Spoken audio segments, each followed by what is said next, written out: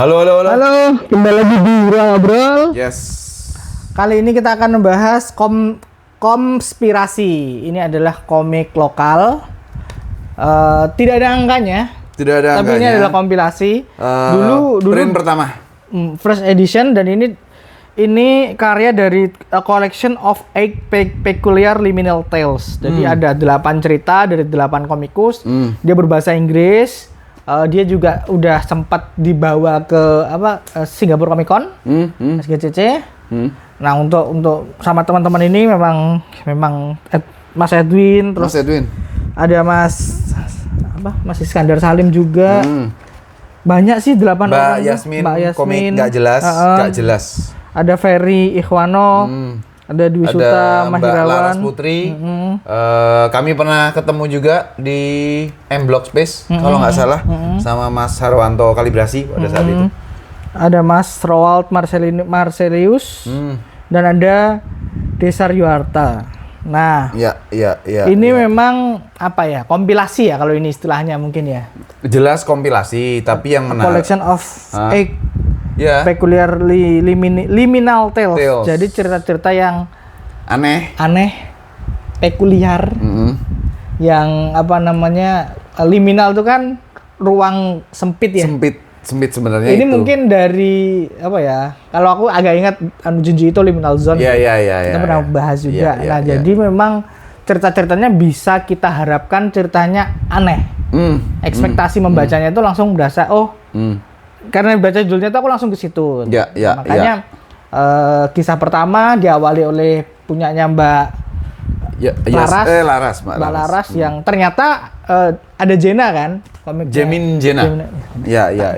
Nah, tapi sebelum itu teman-teman, menariknya komik kompilasi ini yang namanya konspirasi adalah buatku ini tuh dikerjakan oleh orang-orang kreator-kreator yang bisa dibilang established. Udah established. Bahkan mungkin fully established ya, kayak Mas Roald Marcelius ini adalah artis dari Bonehead di Image Comic gitu, dan dari Titan Books juga dia ngerjain. Kuga tuh di Titan. Oh, Kamera dari Kuga itu di Titan. Gitu. Termasuk itu juga di Titan sih Mas. Kamera dari Zero One tuh. Oh, oke. Mas Hendry. Oke. Nah, kalau Mbak Laras ini udah ada komiknya ini juga, terus Ferry Ikhwanto ini foundernya Ngopi Kertas channel YouTube, itu aku juga tahu. Mas Edwin ini jelas lah kita pernah bahas Naraka, Alinea Komik. Jadi semuanya tuh udah established. Nah, jadi ini tuh project yang sebenarnya secara isi tuh matang, sebenarnya gitu. Apalagi Riz? Ini tuh buku kedua kan? Betul. Tapi tidak ada angka 2-nya, itu aku suka. Iya. Jadi aku tidak merasa harus ngikutin buku pertamanya. Dan seingatku kalau yang buku pertama itu konspirasi ada tulisan 5. Oh, oke. Nah, itu kayaknya dari mungkin 5 komik kali ya. 5 komikus. Jadi ini skalanya lebih gede lagi. Sebenarnya aku masalahnya karena dia bahasa Inggris. Betul. Nah, kita tuh pernah membahas ini nggak ya di konten? Belum. Mungkin sekarang aja kali. Nggak usah jawab apa sih. Jangan. Aku ngerasa penting bahwa kami tuh pernah ngobrol teman-teman bahwa komik berbahasa Inggris tuh memang jarang ya kita bahas, kita review. Komik lokal berbahasa Inggris. Betul, komik lokal berbahasa Inggris itu jarang kita review. Ada yang DM dari, ada yang minta, Mas ini dibahas dong yang ini segala macam. Nah, mungkin koridornya lebih jelasnya gini teman-teman. Komik berbahasa Inggris yang dirilis untuk market pembeli konsumen Indonesia, kita masih akan kita bahas di ruang ngobrol. Tapi kalau ada kreator yang rilis komiknya berbahasa Inggris, kreator lokal, tapi di platform luar atau memang untuk dijual di market luar negeri gitu, kita sih kayaknya enggak. Non prioritas. Kalau ada kesempatan, ada slotnya, atau dikirimin, ada dananya gitu mungkin masih. Karena harganya memang mahal sih kalau untuk di platform luar tuh. Nah, termasuk Jena ini kan aku juga belinya nanti aja karena bahasa Inggris nih nanti dulu. Termasuk Apple to Orange juga. Aku juga gitu. Ya itu memang aku lebih pengen baca bahasa Indonesia aja, lebih ke situ. Nah, sedangkan ini konspirasi ini memang bukan tidak terasa seperti komik lokal ya. Secara cerita, secara apa namanya setting dan lain sebagainya, semuanya terasa internasional. Dan karena ini dipasarkan di SCGG, jadi masuk akal. Jadi masuk akal. Contoh ceritanya Mas Edwin tuh, dia kan apa namanya zombie kan, dan ngelihat itu tuh, membaca cerita ini tuh tidak terasa seperti ini komik Indonesia. Sekali lagi ini bukan hal yang buruk. Ini bukan hal yang buruk. Aku ngerasa seperti itu sih Mas, apa film Zack Snyder yang zombie, Dawn of the Dead. Nah, nonton pas baca itu rasanya Dawn of the Dead. Mirip-mirip itu kan? Iya. Terus apa namanya? Ini favorit gitu. Ya. Nanti nih, yang ini yang cerita pertama nanti, yang I Know Sunshine nih, yang dari Mbak Laras nih, ternyata adalah bagian dari kisahnya Jamin and Gina. Walaupun tanpa membaca itu, kita akan diajak untuk melihat betapa pekuliarnya otak manusia. Punyanya Mbak Yasmin sama juga. Iya, betul. Itu kan teksnya sedikit gitu. Tapi secara artistik tuh, karena itu tempat operasi gitu.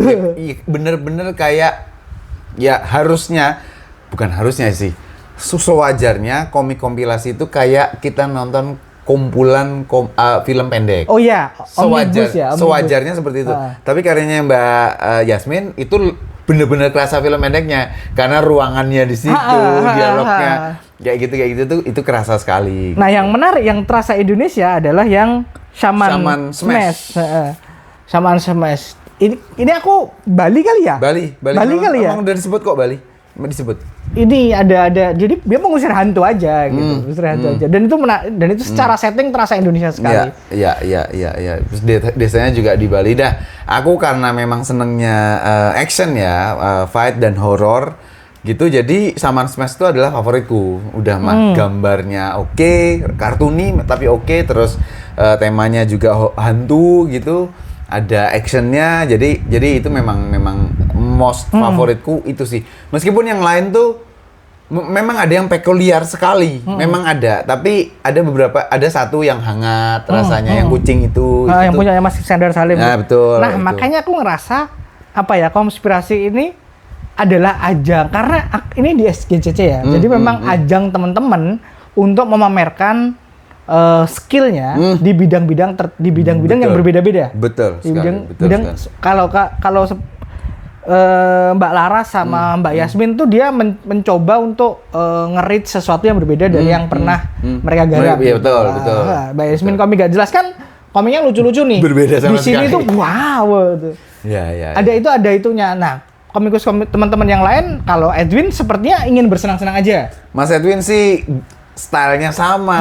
Ingin bersenang-senang, cuman di sini lebih batasannya lebih ditabrak. Betul. Batasan moralnya lebih ditabrak. Betul.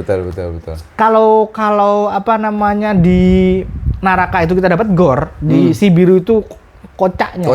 Kalau di sini lebih ke Zack Snyder sih. Iya, benar.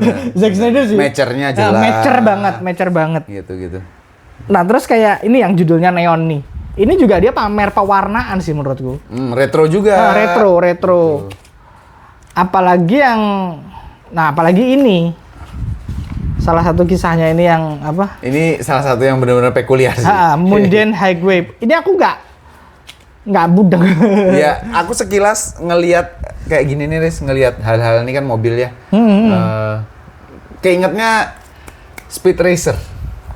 Oh, jauh ya. Kan Speed Racer di dunia, di alamnya dia kayak gitu kan, gitu. Jadi berwarna-warni segala macam. Kalau gitu. yang ini yang Neon City Train nih, yang Neon City Train. Ini mah dari full action. Ini full action. Ini tuh cuman pamer gambar doang sih menurutku. Iya. Pamer gambar doang. Jadi pamer gambar, pamer desain karakter yang sangat unik. Pamer sequence adegan aksi gitu. Jadi 8 orang di sini punya misi yang berbeda-beda. Untuk disampaikan. Tapi temanya adalah aneh, pekuliar, sama liminal, yaitu terbatas. Kayak misalnya yang ini pertarungan kejadiannya ada di dalam kereta. Terus kemudian yang Bali tadi, Shaman Smash juga di dalam rumah Pak Tua aja. Terus kemudian Yang Yasmin atau Laras? Mbak Yasmin itu ada di ruangan di rumah sakit. Kalau yang Mbak Laras tuh ada di otak. Kayak gitu. Ada, bukan otak, di kesadaran diri. Mas Edwin yang agak yang zombie itu yang agak sebenarnya agak luas, tapi kejadiannya mau zombie kan dimanapun ya kejadiannya zombie gitu. Jadi emang kayak memang gitu menarik sih, memang menarik. Menariknya menarik, tetap menarik. Nah ini tuh apa ya? Portofolio kali ya. Iya, ya sekali lagi kalau teman-teman yang terlibat di sini kreatornya adalah fully established as a creator, mah ya udah, Riz, ayo bikin komik buat kita ke SG gitu. Mungkin kayak gitu. Obrolannya seperti itu. Kayak gitu aja sih sebenarnya. Jadi nggak tahu ya. Tapi kualitas produksinya emang bagus banget. Bagus. Kertasnya pakai art paper Mas ya. Bagus. Makanya gambar-gambarnya keluar semua. Warnanya keluar semua. Betul. Bahkan kalau Mas Edwin kan udah terbiasa melihatnya di Naraka ya. Betul. Aku yang shock itu dengan punyanya Mbak Yasmin. Iya. Dia bisa ngeluarin gambar segini ya gitu. Dan itu kalau nggak di kertas kayak gini, soul-nya nggak dapet sih. Kayak Ronson gini ya. Jadi apa ya, ini jago sih yang layout. Ya bukan hanya itu, Riz, karena semuanya udah matang sehingga hasil produknya pun matang udah jelas tingkat kematangannya di mana. Ini juga, ini kalau seumpamanya dicetak di kertas BW book paper, dia nggak akan keluar nih gambarnya sebagus ini gitu. Makanya aku merasa ini lebih ke portofolio sih, Mas. Ya. Nah, komiknya sih sebenarnya bisa didapatkan nanti di Komipara. Komipara 3. Di Komipara 3. Betul. Di 195.000 harganya. 195.000. Harga Indonesia. Harga Indonesia. Kalau di SGCC kemarin aku lupa nanya harganya berapa sih. Yang jelas lebih mahal dari ini. Iya, dan Mas Edwin ada nanti di ada bisa dibeli di Komipara 3 nanti. Itu sih. Oke sih, Itu aja untuk konspirasi teman-teman. Silahkan dicek buat yang penasaran, segera diburu barangnya di Komipara 3. Kalau kalian tidak, kalian bisa nitip ke aku sih. Nah, itu dia. Kalian bisa nitip ke aku, gampang mah itu. Gue jadi keinget video yang titip, tapi bukan di sini tempatnya. Ya, apa itu? Nanti kita bahas sendiri, bukan itu. Oke teman-teman, sampai ketemu di komik lokal berikutnya dan bye, thank you.